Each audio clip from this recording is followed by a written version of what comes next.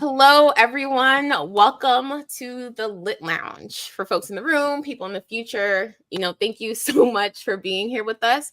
My name is Jodi M. I'm a speaker, I'm a writer working at the intersections of race, culture, and health equity. I live in Seattle. I've co-created the Lit Lounge in partnership with oneKIN. So shout out to oneKIN, shout out to Jennifer Gomez, who is running our back of house right now, and just supporting us with the technical portions of today. But oneKIN, she's also co-founder of oneKIN. So oneKIN is a mission-driven retail tech company that builds solutions to help small businesses and creators. And so I just love working with them because they care a lot about culture, they care a lot about community, and they care a lot about storytelling. And so you can find the entire Lit Lounge curated book list on their website at shoponkin.co. And so without further ado, I am so excited to be in conversation with my friend, Jodi M. Savage. I promise y'all, every time I email Jodi, I end up emailing myself. So we're going to have a good time today talking about her latest book, The Death of a Jaybird, essays on mothers and daughters and the things they leave behind. Thank you so much, my good sis, Jodi, for being here, and welcome to the Lit Lounge. Thank you for having me, Jodi-Ann. The Jodis are doing it. Thank you for having me. I'm happy to be here. Thank you. I love it. My favorite was when I finally met you in person at AWP in Seattle, and we're like, the Jodis are here, y'all. Yes, the party can begin. The party can begin. And so let us begin. I would love for you to tell us a little bit about your book. Sure. So, The Death of a Jaybird is an essay collection about how I have navigated grief and different types of loss as a Black woman throughout my life. And so, it focuses on my relationships with my grandmother and mother and my maternal lineage and other women in my family. And I talk about different types of loss. I talk about loss of memory because my grandmother had Alzheimer's disease and I was her caregiver. I talk about loss of health and illness because my mother and I both had breast cancer. But I also talk about, what it's like to navigate loss of religious faith, loss of innocence, loss of mothers and daughters through estrangement, abandonment, addiction. And I talk about what for me has been the hardest loss of all, loss through death, and losing my grandmother and mother, and how I still continue to deal with those. But it is a book that is rooted in Blackness, a book that is rooted in Black womanhood. And so that's Death of a Jaybird in a nutshell. I love that description so much. The layers of loss, I think, is something that I felt, but to hear you kind of detail that, I'm like, yes, yes, yes. Like I got all of that. So yeah, thank you so much for that description. I would love for you to explain the title, The Death of a Jaybird. I know there's an essay chapter with that title, but if you could just explain that title for folks, that'd be great. Yeah, so the death of a jaybird, it comes from a saying that my grandmother used often.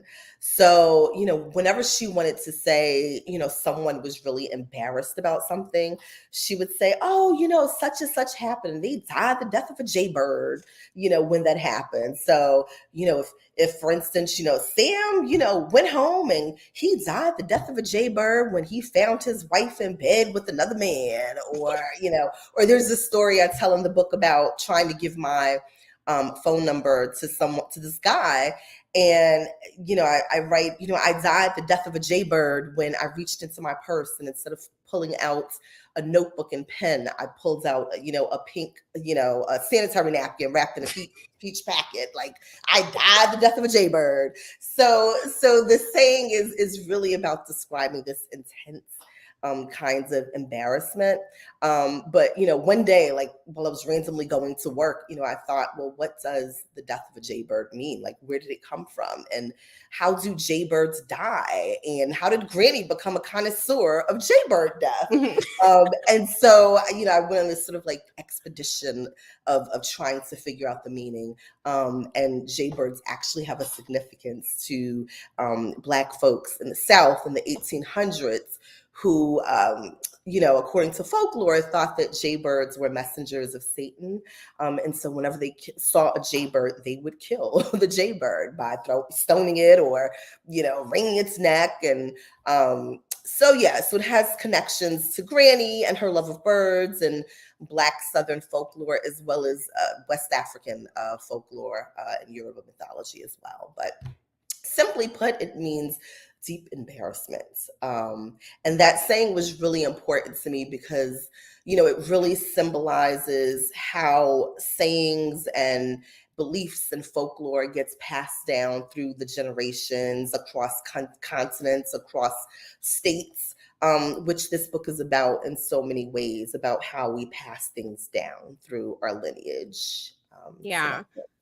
What's so interesting about the like unknowing of, the folklore of jaybirds and then the meaning that Granny ascribed to it is that sometimes we inherit things from our family or from our ancestors that maybe we can't give reason to, right? We cannot explain it, but it's still ours, right? It's still something that belongs to us, and we get to determine the meaning making around it.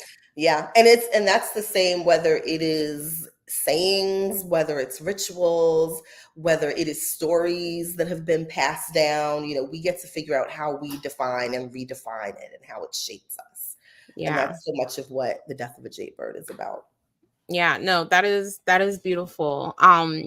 When you were chatting about the book, you talked so much about loss, and the book opens with an epigraph from the incredible Toni Morrison's From Sula. And the quotation is, "It is sheer good fortune to miss somebody long before they leave you."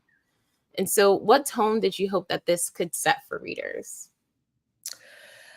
I wanted to really stress the fact that, grief doesn't just begin when you lose someone. It doesn't just begin at the moment of death. There's this whole period leading up to it. And sometimes you can miss someone before they leave you their entire lives. And so I really wanted to touch on the anticipatory nature of grief. And if you are fortunate enough to love someone so much that you are already missing them, you are already grieving a loss that is coming, what do you do with that? How do you reckon with that? How do you communicate with your loved one that is going to leave you? How do you communicate that loss, and how do you savor it and live in the meantime while you are missing them? There's an essay in the book where I started by saying, I began to grieve the loss of Granny long before her death. And that's what grief is about. And that's so much of what this book is about. Even, there's an essay where it calls "I'm Too Pretty to Die Tonight," where I talk about what it was like to go through my own cancer treatment while knowing that my mother was dying. And that entire essay is about what does it mean to grieve my mother when I know she is dying, and how we bridge that gap and how we talked about it. And so, it's really about how do we love our people in the meantime, even though we know what is coming. Yeah.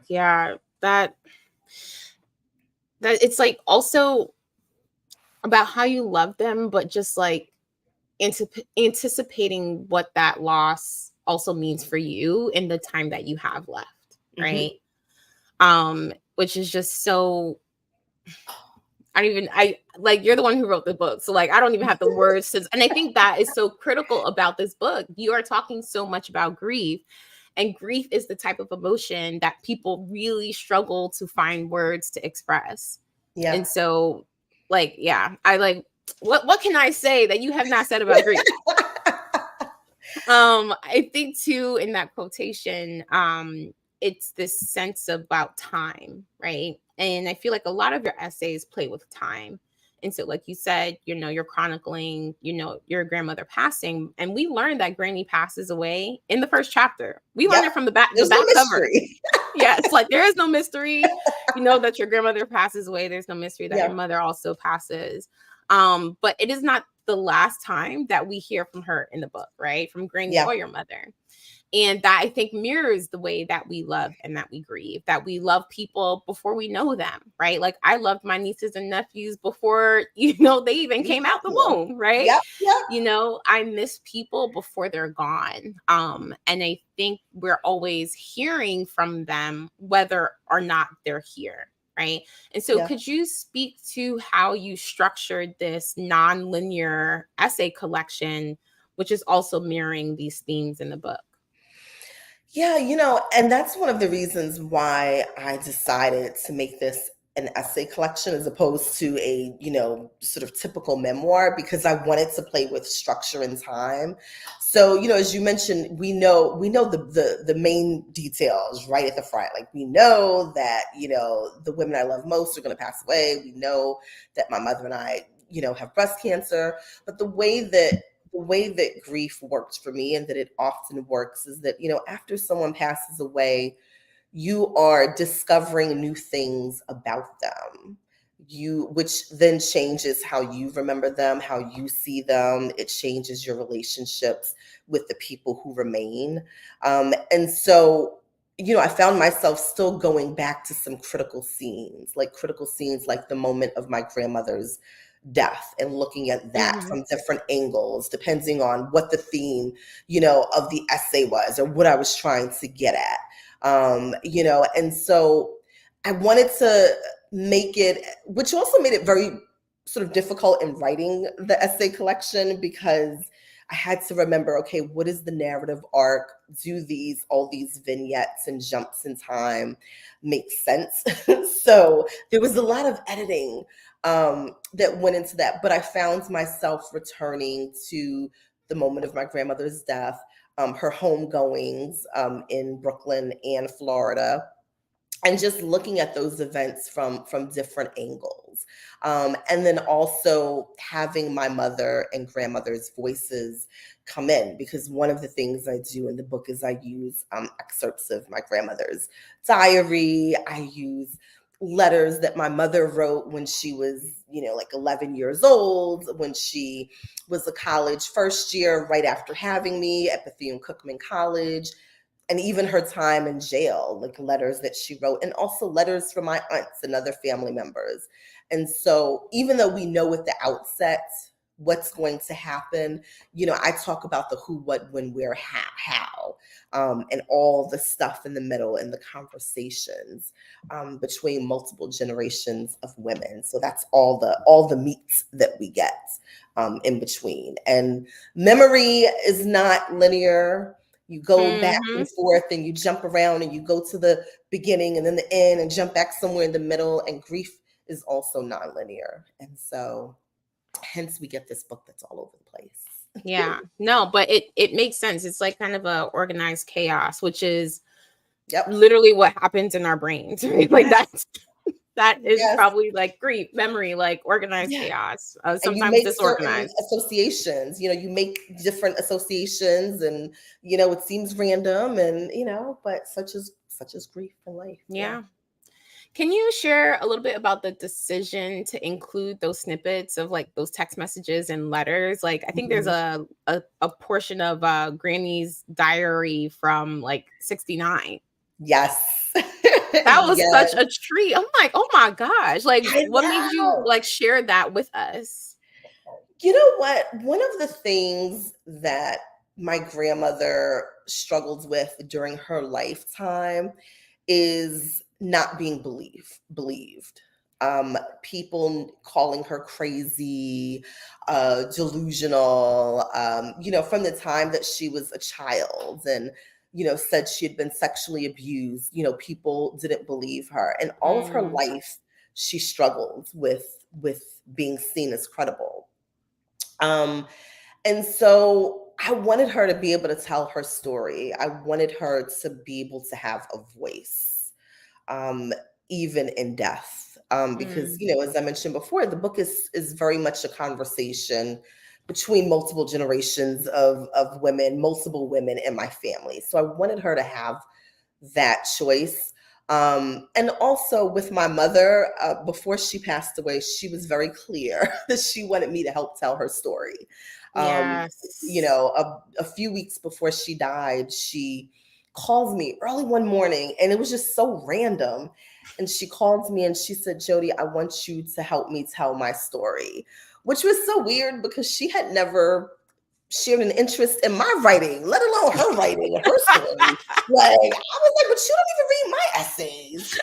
But she said that she thought that her story, whether it was, being a prostitute, her addiction, her cancer, she thought that it could help a lot of women. And so she wanted me to help her tell her story. And what better way to give voice to these two women than to let them to use their own words. But also from a craft perspective, they said their stories and said what they had to say better than I ever could. So why sort of paraphrase what they have Mm. to say? And then also when you read, my grandmother's diary entries and you read my mother's text messages, you see the sense of urgency, you see the tension, you see the conflict. In my mother's text messages, I use them a lot in the essay, I'm Too Pretty to Die Tonight. And you see my mother's manicness in her run on sentences, in Mm-hmm. her lack of punctuation, in her misspelling my Spelling name. your name. Right. I'm like, ma'am, you named me. It's been 40 something years. Like, we do not know how to spell our child's name. Okay. But you see that. You see how worried she is. And she's telling me, did you get a mammogram? Don't be like me. Don't wait until it's too Mm. late. And the same with my grandmother, even in her letters, you see the conflict and the depression of going to Florida, having to fight for your child, people saying they don't agree with how you're raising your child. You see all of that. And why should I paraphrase or make that up? Use their words, and you get that, you feel that emotion. So that's why I Yeah. decided to, yeah. No, I appreciated reading them, and I was just like, "Ooh, should we be reading these?" But, as you were talking about your mother wanting to tell her story, like that came through really well, and I think you rendered her really well. I think my favorite quotation from her is in the three-way conversations that you would have with your mom and your dad. Uh-huh. And then she's like, "Nigga, I'm your wife." I'm trying to get you back. My father was like, I know, Cheryl, but you left me. You left me. I was done. I was done. Yes. Yes, and talk about missing someone before they leave you. Like, that was a conversation that took place during one of my mother's hospice stays because she was in hospice a couple of times. She got kicked out the first time. How do you get kicked out of hospice if you're my mother? Mhm. And so it's like that was the first time I had ever spoken to both of my parents at the same time on the telephone. And I knew that time was limited and those conversations were going to be so golden and such bomb. And so I was taking notes as they were acting a fool. I'm surprised I would secretly record my parents all the time. I would have been like, It's great. They were hilarious. "Nigga, Yeah. I'm your wife." I'm your wife. So I want to stay I actually, since we're laughing, I do want to talk about this because like legit, and I've seen many versions of this cover. You have seen many covers. So We have cried and cussed together over the many various.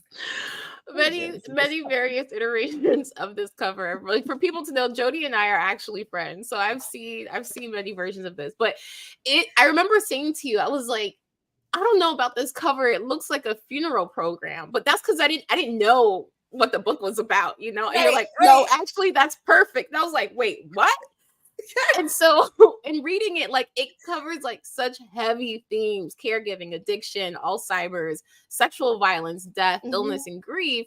But there is so much humor in this book, which I feel like is also so Black, right? Mhm. And Yes. so can you share a bit about how humor informs and help drives a lot of the stories, and like how did you find that right balance between that? Yeah. So I am naturally funny. Like I Yeah. naturally find the humor in things. I remember when I was in law school, one of my mentors said to me, he was like, Jodi, if this law thing doesn't work out, you should write comedy. Like you, because you're hilarious. Like, so I tend to always find the humor in things. It is also a coping mechanism. So when I am writing, I have to be mindful that I am not using humor to mask deeper Mm, things that I need to talk about. But it also goes back to that like Black saying that my grandmother and a lot of old Black folks have said, which is sometimes you got to laugh to keep from crying, which is something that is so Black. And you know, we have to try to find the joy, like even in the pain. Um, a couple of weeks ago, I went to a reading with Kaveh Akbar, who I we wasn't love, familiar with until you were like, Jodi, you need to go to that reading. yes. And, and I don't even know how he got on the topic of talking about Ross Gay, who writes a lot about joy. And Kaveh said, you know, even though Ross writes about joy, it is wisely informed by profound grief, by having known Mm, profound grief, you know, and that those two things balance each other. You know how important humor and joy is when you have seen a lot of grief, when you've experienced a lot of loss. And so that's why humor is so important to me. But I think also just, you know, in caring about the reader, I do cover a lot of heavy topics. And I don't want child. people to pass out and like need therapy after reading my book. So there are a lot of times when I will try to infuse humor. And some essays, like How to Attend a Black Funeral, they were meant to be humorous. I mean, they were just meant to be Mm-hmm. humorous because although things are, you know, often devastating and sad, Black folks, we tend to do the most a lot of the times, and the That is a most in fact. the most hilarious ways. And so I want to capture all of that, the joy, the sadness, the pain. I think we can hold space for all of it. Yeah. And I think it's like really rendering the wholeness of who we are and who you are on the page. Like, I see that even in how you render your mother, right? And so, like I said, I've seen many versions of the back cover as well, right? The description that goes on the back of the book. Mhm. And I know that an early copy of the back copy, it described your mother as a crack addict. Like, it said the words crack addict. And so now it describes her as a whip smart, charismatic mother struggling with addiction, which Yeah. I think is not only more compassionate, but it's just true. Like, it's more Yeah. accurate, Yeah. right? And I think it pushes back against this like really loaded and racialized language that like Black people are addicts, but white people get to struggle with addiction. Right. And so I would love for you to speak to the importance of rendering your mother on the page as a whole person, right? Despite and because of the ways that she struggled. Yeah. Yeah, I almost cried when I saw that initial back copy. And I called you and then I texted my literary agent. Shout out to Mariah Stovall, who is the best. We We love love her. her. We stand Mariah over We here. stand Mariah over here. And the back copy is one of the issues that people of color in publishing often go through. And that's why it's really important to push back and to be an advocate and to be assertive and to have good advocates in your corner, because it just, if you focus only on the fact that my mother, had an addiction, then you don't get to know that she was an amazing singer, an amazing soprano, had the voice of an angel. You don't get to see that she was funny, that she got a 4-year scholarship to go to Bethune-Cookman College, that she wanted to major in criminal justice, that she interned, at family court. You don't get to see that she was a good friend. Now, she would cuss you out in 2.5 seconds too, because she contained multitudes. Yes, But, child. multitudes, but you don't get to see all of who she was. And she deserves better than that. She was more than that. And I wasn't going to let her go out like that. And I wasn't going to have her coming back and haunting me because they rendered her inaccurate on the page. No, no, no, no, no. She would come back. Because she would come back, because she's petty like that. Like, she would definitely come back. And people often don't see us and our stories in nuanced ways. And if you get to just paint my mother as a crack addict, you don't get to all the other layers of my book. My book is not about, my mother being a crack addict. My book is not about me running from pimps and hoes and trying to fight for my virginity and dignity out on these streets. That's not what maybe that's about what someone else's book may be about, but that's not what my book is about. And so, we pushed back, and kudos to Mariah. Mariah actually rewrote the back copy, and then I added my 2 cents, and then, my editor, tweaked it. But no, we were not going to let Cheryl Ann Savage go out that way, because she deserved better than that, and she was more than that, and she was loved by a lot of people. So Yeah, no, I thought that was so beautiful. First, she's such a character.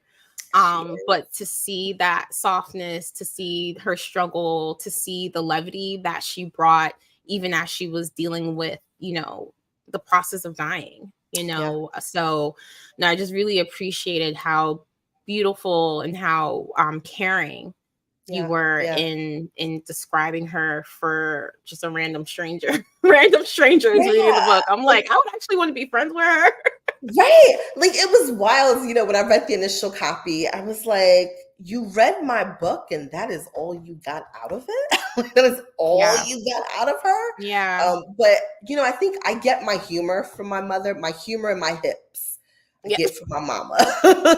Humor in my hips. So, yeah, I'm glad that readers get to see all of who she is. And there were parts of her that were not likable. We were estranged for, more of my life than not. It wasn't always an easy relationship, but still, she was my mother, and she was so much more than the stereotypes of a 90s, crack baby movie. Yeah. Essentially, yeah.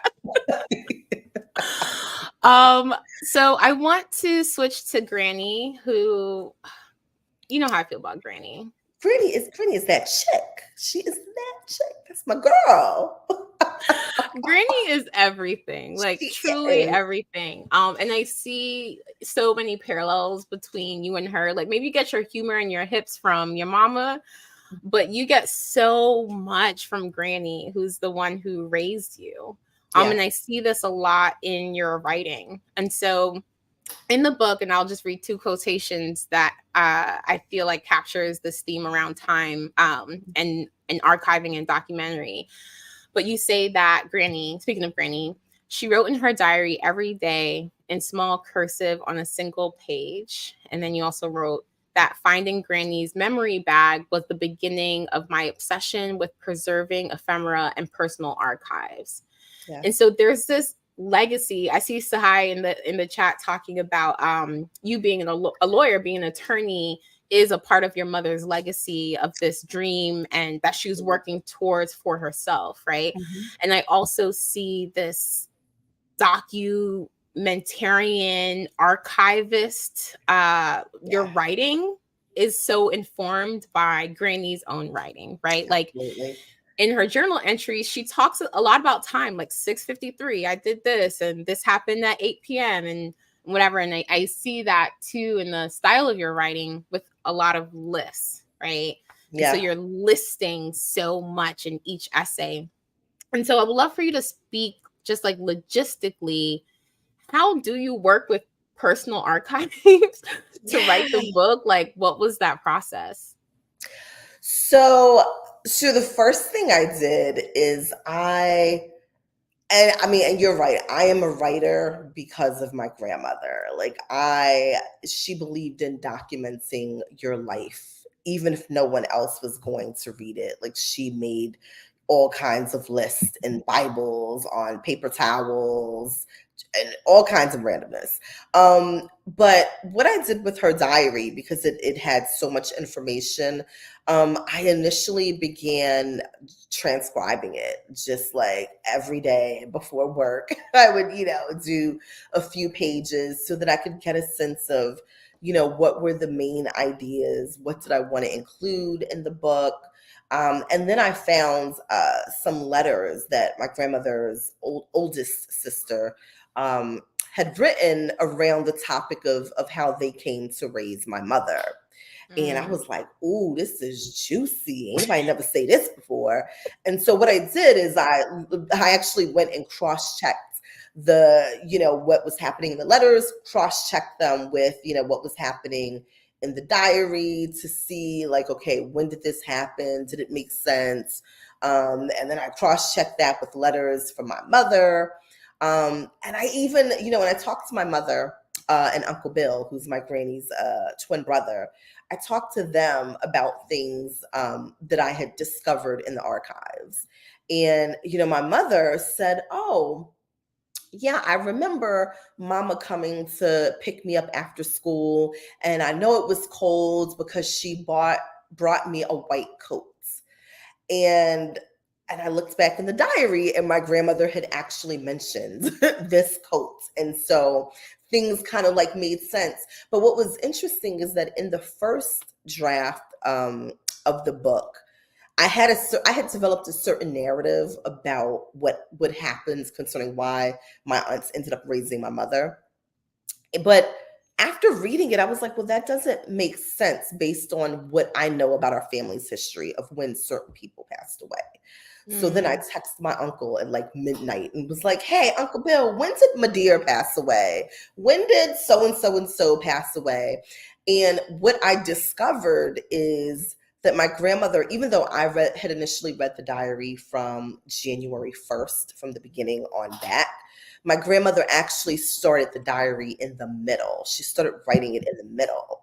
And then she went to the back and made her way back around to the front. Wow. And so then I had to like reorient. Okay, so what does this mean? Okay, so I need to edit this and I need to. So there was a lot of like revision, checking with other family members, cross-checking the documents, even cross-checking what was happening in the world and happening in Brooklyn at that time, to really, which I did to like really kind of bring the archives alive to say, hey, this is around the time that the Moynihan report was issued, Mm. and this is what New York City and cities like Chicago and Philly and DC were like at that time, to really kind of add context to the archives. I'm obsessed with this actually because, and why I wanted to ask you about this, like the logistics of that, Hmm. because sometimes I'm like, oh, I don't know. Oh, it just happened. Especially for me, like my family's not from this country. And so I'm just Hmm. like, oh, you just hear stories. But what if we think about the stories that we hear as data, as information? Like that is a credible source of what was going on, like in your family, in the world. And to know that you can make meaning from that. And Yeah. I just think it's such a great example for us to document and archive our own histories. Yep. Yep. And so I just love this book as like such a critical learning for us, for our own lives. Yeah. And we all have archives. Those funeral programs that are, on your grandmama's mirror or in her china cabinet, those are archives. Like those papers that are stuffed in a bag in a closet somewhere, like that's not trash. Those are archives, which is literally how we found my grandmother's archives. She had been hiding this bag, and at that time she had Alzheimer's. She had all this stuff in a bag, and for some reason she threw the bag in the trash can. And her home attendant saw it and called me and was like, Jodi, did you mean to throw out a bag full of papers? And I was like, a bag full of what papers? Like, what? And she was like, yeah, your grandmother threw out this bag. And I was like, take it out and keep it and hold it for me. And when I come home from work, I will look at it. And when I came home and looked through that bag, I was like, oh my God. Like my grandmother's 5th grade report card was in there.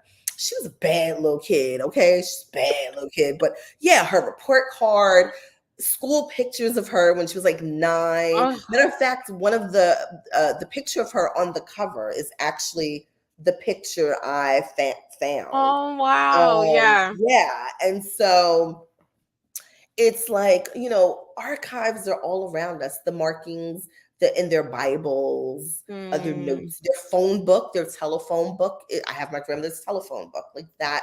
These are all archives, and we have them, and we deserve to have our histories preserved, even if you're not going to Oof. write a book, to preserve them and ask questions and discover new stories and confirm old stories, and also talk to our elders. Like, it is amazing that I got to talk to, my 86-year-old uncle, and got to talk to my mother about, these documents as well. So we stand, archives over here. Yes, yes. No, like I'm just like we deserve to have our histories preserved.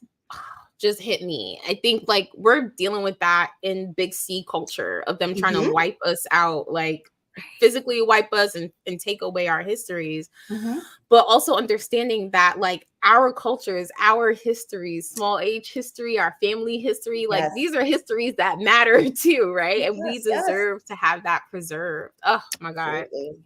I love that. So I want to touch on your granny's Alzheimer's, because I feel like Alzheimer's has such a presence in our pop culture. There are a lot of illnesses and diseases and conditions, and Alzheimer's is definitely one that has bubbled up to the top of kind of Yeah. what we understand culturally. But I do not think I've ever come across an accounting of the lived experience of caregiving for someone who has Alzheimer's. And so, can you tell me what you hope Jaybird adds to the Alzheimer's literary canon that doesn't exist? I'm happy that it shows what it is like to be Black and navigate Alzheimer's, and what it is like to navigate it as someone who is not rich, someone who had to use Medicaid and Medicare to navigate it, and someone who wasn't a celebrity. Because most of that was one of the things I noticed when my grandmother was first diagnosed. And I initially wanted to write a memoir just about caregiving, for someone who has Alzheimer's, because most of the books are written by celebrities, they're written by white people, they're written by medical professionals. And that is not something I could relate to. How do Mm-hmm. you care for someone with Alzheimer's when they don't trust the medical system because of medical racism, which is something I talk a lot about in the essay, I'm Not a Slut in the Streets. How do you care for someone who has Alzheimer's when you encounter doctors who are racist and who do not take your concerns or your loved one's concerns seriously? That's very different from being a white celebrity who decides to write a book about caring for their parent who has Alzheimer's. How do you care for someone who has Alzheimer's when you don't have, when you can't hire help? when Mm, your community, is also part of that village. Because, most of all of our family was in Florida. And so it was just Granny and I. But it takes a village to love a senior. And my mm. community, my church community, like my community that I lived in, shout out to East New York section of Brooklyn. Woo, woo! Like they were our village. They were our family. And that's something, a depiction that you don't often see when Yeah. talking about Alzheimer's, which is a very Black thing. And so we are adding the Black experience to the canon. And also, how do you navigate Alzheimer's when you are in the midst of Black Lives Matter? And I would love to where talk about that. Yeah. Yeah, and where, it's like when a police officer sees, a Black emotionally disturbed person, they don't always think, oh, you are emotionally disturbed. Let me have compassion for you. Like that adds a whole other layer. That if my grandmother were alive today, I would be a lot more afraid than I was in 2011 when she passed away, pre Michael Brown, pre Deborah Danner. And so those are all issues that my book speaks to that most Alzheimer's memoirs do not. Yeah. And so that essay opens the book. It's called What If on Black Lives and Mental Health. It was so striking. I read it before this book came out and cried, which I know is a matter of pride for you. Yes, I love to snatch those tear ducts. I come for them. It's my ministry. It's my ministry. Yeah. So if I don't know if you want to share a little bit more about that particular essay, because it is such an intricate, beautiful, delicate, hard weaving of, you know, Black Lives Matter and Black death and navigating care for your grandmother when you physically can't always be with her and need Yeah. to rely on community support, but also law enforcement. Yeah, yeah, absolutely. That so the essay really revolves around the fact that part of my grandmother's Alzheimer's was that she experienced hallucinations. And she thought that people were in the house, and so she would call the police. She would call 911, and she would always do it when I was either not home or not awake. So she'd Mhm. do it at 2 o'clock in the morning, or she'd do it on Christmas Eve when I was at work, and so we had a lot of police contact. And then fast forward, after she passed away and the Black Lives Matter movement ensued, every time another Black person was murdered by police, I always thought, that could be my grandmother, but for the Mm. grace of God. And one of the things that people, a common refrain and criticism that people always have when a Black person is shot by police is, well, they should have just listened. Why didn't they just comply? Well, what if they could not comply? What if they, were in the midst of a psychotic episode or have Alzheimer's? And so I really wanted to speak to that. And the fact that I know we can do better, we can respond better to people who have mental illness, who are emotionally disturbed. We do not have to just shoot people because they are emotionally disturbed. And I know, because I went through it with my grandmother, I know that we can do better. We encountered police officers who were compassionate and who did use creative ways of getting Granny to the hospital and ultimately getting a diagnosis. But that essay, it's also a really good example of the importance of revision. Um, Mm. and and being open to suggestions and feedback from other people. That essay actually, now it's about 15 to 20 pages. It actually started as like a 700-page prose poem. that was inspired by the murder of Alfred Alongo, who was a Black man, a Ugandan refugee who had been murdered by police.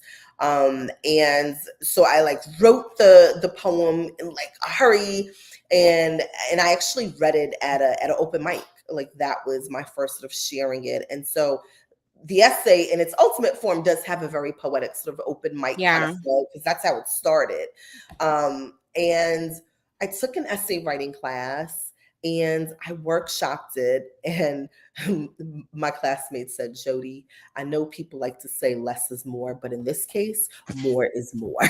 More is more. And so, I just, basically fleshed it out and gave I wanted to give a picture to various people, Black people who were experiencing psychotic episodes, who had been killed by police. And I wanted to look at the moments before their death.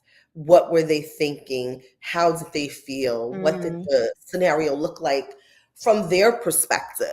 From their perspective, these police are, intruders. They are threats.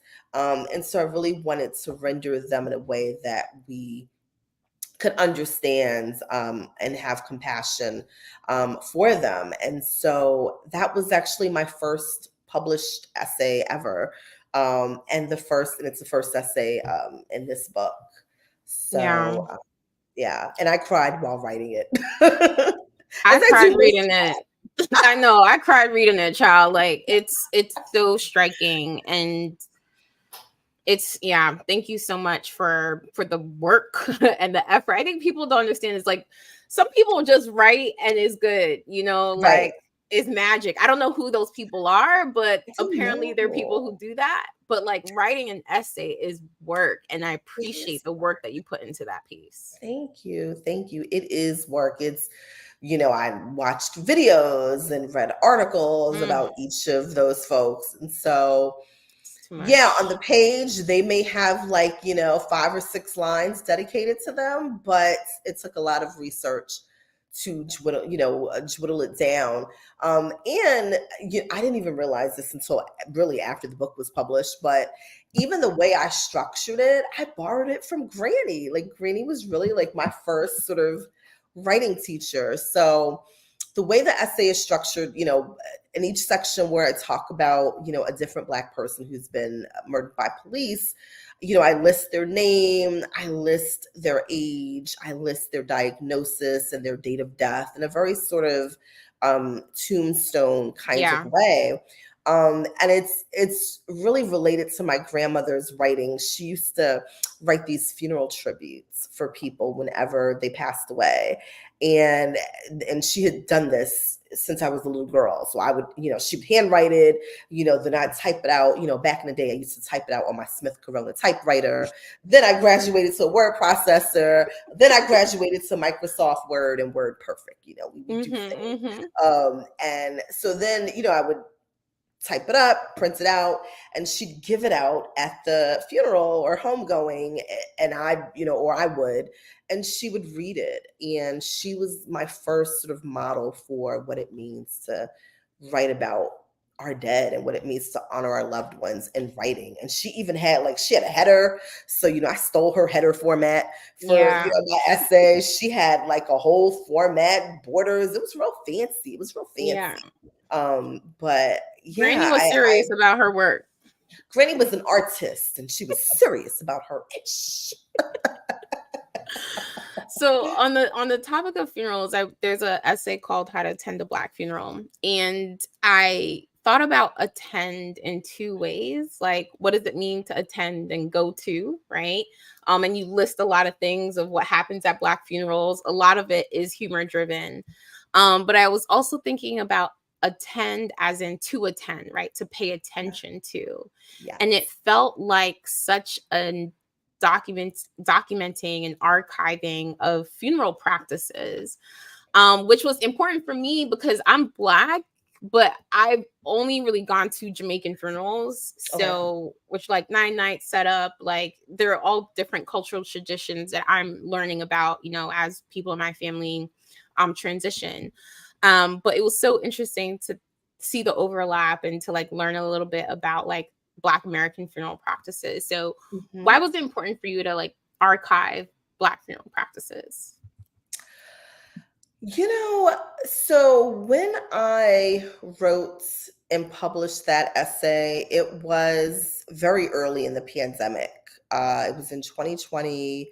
We were still home and not knowing when we were going to be out of this pandemic. And the thing that stopped were homegoings.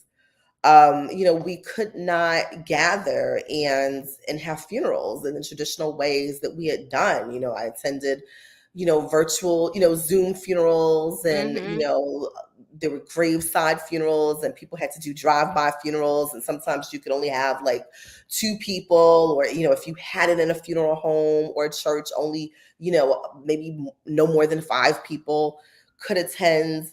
And so I wrote it at that point because I missed that. I missed being able to gather in person and have that communal sense of mourning.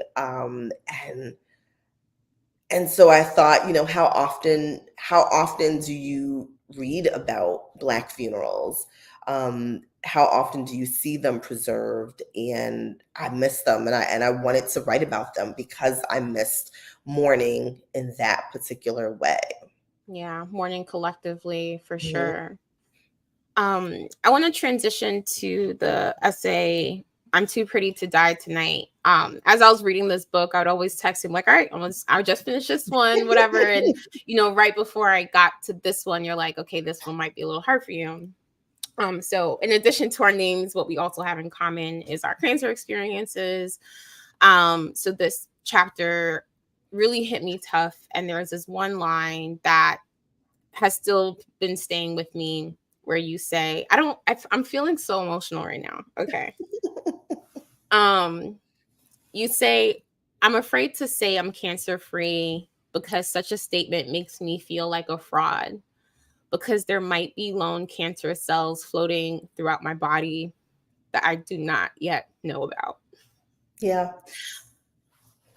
It crushed me because I feel this all the time. All the time. Yep. And so I just want to thank you for kind of elevating that. And what I felt like in that particular essay was that you were pushing back against these like mainstream traditional cancer narratives that are so far outside of the actual lived experience. Yep. So I did not expect to cry. This is like a lit lounge first. So congratulations, Jodi, because I know you love that. But could you talk to me about the importance of like pushing back against those narratives and like really giving the lived experience and accounting of going through cancer treatment and diagnosis and the survivorship process? Yeah. I mean, I'm honored that it touched you because one of the things I strive to do in my work is be honest, is be honest. And, when we talk about what it's like to be a cancer survivor and what it's like to talk about it, people are not honest. I'm in a lot of cancer groups, and, people say, "Oh, I'm cancer free." But no one talks about the fact that, like, I think about breast cancer every day. I take medication. I'm on a 10-year treatment regimen, and I am at the beginning of it, and I take medication every single day and worry, "Oh my God, what if I miss a dose?" I go and get Lupron injections every month because that is part of my treatments, and if I don't take them, my cancer medication won't work. Like, I've had my cancer medication has given me osteoporosis, which is now one more problem. Like, I have to think about, like, my cancer medication took my hair out and thinned it, so I cut it. Like, we don't, and people oftentimes don't talk about how we don't get to forget and not think about it, and going through all of that while my mother was also dying from breast cancer. It's like, how can we not be scared? How can we not be fearful. One of the things that I talk about in the essay also is the fact that I am like the president and ambassador of the performative happiness club, right? And so there's this like overall, sort of cultural trends where we can't talk about the fact that we're very scared. Yeah. But then I also internalize that by thinking, oh, I have to be positive, and yes, I made it through, and everything is cool. And no, I'm scared out of my mind. Like Yeah. and it's so interesting because a few of my friends, after reading the book, they said to me, Jodi, I didn't realize that you were so scared. And it's like, but why wouldn't I be? Yeah. But then I also put a mask on, and I talk a lot Yeah. about that. And so I just want us to be more honest about the fact that, our fears about cancer don't end after we have surgery. That Yeah. we think about it every day. Yeah. And one of the things, and I even talked about, and my mother, in her own words, talked about how afraid she was, as well. And it is real and it's honest, and we have to speak more honestly so that we can support each other, and so that we can also buffer our expectations. And it doesn't mean you don't live and that you don't live a full life. It makes you appreciate life more. But we need to be honest about the fact that it is nerve wracking. And cancer, it's like post traumatic stress disorder, It post is. traumatic, cancer, Yes. post cancer stress. So Yes. we need to be honest about that. And that's what I Yeah. strive to do. I remember reading this thing once. I think this was when I was still in the hospital. Shout out to Sloan Kettering, saving my life. Appreciate it. Yes. Thanks. Take them. But I read this thing on Instagram or whatever, and it was saying how people get over your cancer before you do. Yep. And that one post prepared me. I mean, I don't think anything can really prepare you, but it was just like set me up for how lonely the survivorship process is, Yep. and how much people need you to not be fully honest about Yep. how lonely and difficult it is.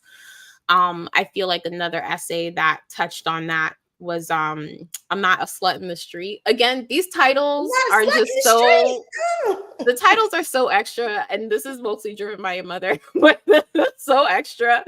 Yes. But it's really was almost re-traumatizing to me, because after my hospitalization, I have this thing that happens every time I put on a hospital gown. And Yeah. so that kind of layers onto like medical racism and discrimination you experience in the healthcare system, because you have someone who's kind of being short and like angry and crying and whatever, even though nothing has happened in the exam. I'm just like wearing a gown for like a pap smear, and I'm like losing my shit. You know what I'm saying? So I was wondering if you have anything that you want to share about that particular essay. Because I just think it's so timely in the conversation around healthcare and the actual experience of healthcare for us. Yeah, one of my friends who read the book, she said that essay should be like the Black woman's manifesto in getting healthcare, because it is all about medical racism and all of the ways that we shape shift and all of the machinations we go through to make sure we get adequate care. And I remember, when I got my diagnosis, the thing that I worried about most, it wasn't, oh my God, I'm going to die. Although that was like, number 2 on the list. Yeah. But the thing that I worried about the most was encountering doctors who would not listen to me, who would not, view me as a credible source of my own experiences. Yeah. And we see the consequences of that, and everything from whether we're treated for our pain to whether we survive childbirth because doctors do not listen to us. And so even in um, getting treatments, you know, I made sure that I did a lot of research so that I could ask really pointed questions so that they Yes. knew I'm not stupid. Like, I made sure I mentioned that I was a lawyer and that I Yep. went to Barnard College at Columbia University, because I wanted them to know, if I die and you miss something, someone's going to sue you in a wrongful death Yes. lawsuits. I need you to know that. Yeah. Like, Yeah. you No, know, that's real. right, but also, like, I need you to see me. I need you to see that I'm human and worthy of care. And speaking of lists, there's a list in the essay called "The Black Patient's Guide to Not Being Treated Like a Slut in the Street," which every Black person can relate to. Like, you have, whether consciously or unconsciously, you have done things so that Yes. you will seem more palatable to doctors, from changing the way we speak, to how we dress, to having someone with you, like, Mm-hmm. and that's just to get like basic care. That's not even to get the Literally best basic. baseline, just basic. Basic, you know um and even with knowing those things, like, it's still, in a lot of instances, it's not enough. Like, even for me, like, it oftentimes wasn't enough. And the thing that I don't did not write about in the book is that, while after surgery, I kept complaining that my breast was even more swollen than right after surgery, that there was a really putrid smell coming Mm-hmm. from Mm-hmm. my breast, and that the blood was a maroon color, and I kept complaining, and I kept being told, oh, well, send me a picture. Well, you don't look like you have an infection. Oh, it's just fine. It's, just like, brushing me off. Yeah. And it wasn't until I went to my radiation oncologist, who was a woman of color, who examined me and then made my surgeon see me, because I could not start radiation until that was dealt with. And I ended up having to have my breast aspirated twice, 2 or 3 weeks apart, and having my radiation delayed, because people did not listen to me. So it's like, even when we intellectually know and write books about medical Yeah. racism, we're still Yes. not exempt. But thankfully I had my friends who were like, no, like, you need to stay on this. This is what you need to do. This is what, but it's a very real um occurrence and struggle that we face. Yeah. I feel like your book is such a declaration of personhood in the midst of trauma, love, loss. I'm a person Right. and I I deserve to matter. be cared for. I matter.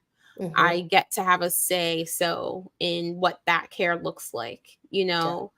and I feel like your work gives such dignity to us, right? And who we are, who we get to be, and what we deserve in the craziness of life. Yeah. So thank you so Absolutely. much. Thank you. Thank you for saying that. Yeah, having dignity in what our care looks like, what we don't want. And that was even so critical, even for my grandmother, Yeah. even, in the midst of her Alzheimer's. She was very clear about what she wanted. Like, I remember she used to always talk on the telephone like multiple times a day, because she still liked to spill the tea with her Hmm. real friends, not the invisible ones. And so one time her home attendant picked up the telephone when it rang. And my grandmother said in a very low, quiet voice, "Don't you pick up my phone no more." And she said it in a way that was like, "Do it again, and I'm gonna bop you with my Try phone. me. You Try paying you me you if you paying want bills in to. here?